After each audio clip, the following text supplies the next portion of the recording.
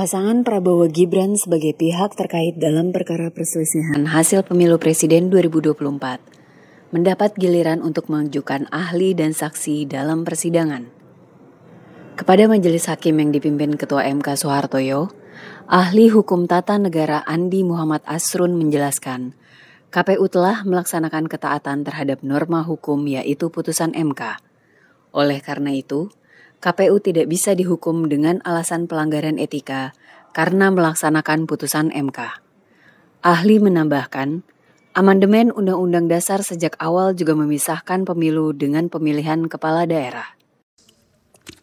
Oleh karena keberbedaan rejim hukum pemilu dan konsekuensi dari putusan atas gugatan pemilu kada dan pemilu nasional, maka tidak bisa diterapkan. Ajas maupun mekanisme serta konsekuensi pemilu kada untuk diterapkan dalam pemilihan presiden ini.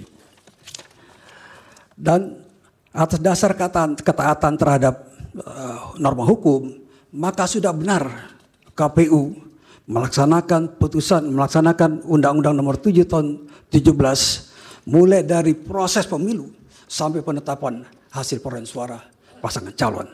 Ahli hukum tata negara Edi Hyarich menegaskan, dirinya konsisten dengan pendapat pada sidang perselisihan hasil pemilu sebelumnya, bahwa Mahkamah Konstitusi tidak berwenang menangani sengketa di luar hasil pemilu.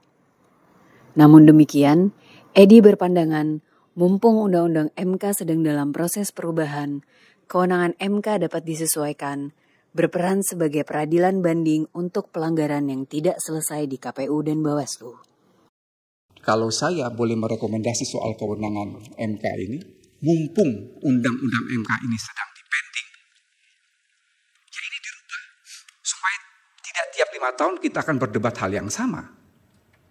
Jangan yang diutak-atik itu hanya batas usia saja.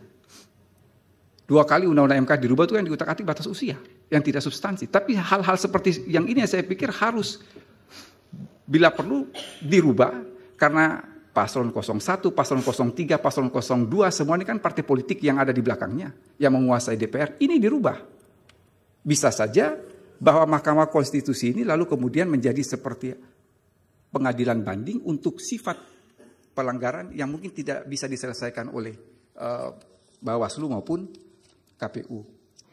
Hal yang sama juga disampaikan sejumlah ahli yang diajukan pihak terkait, yang mengatakan MK tidak memiliki kewenangan untuk memeriksa proses pemilu, karena itu merupakan ranah Bawaslu.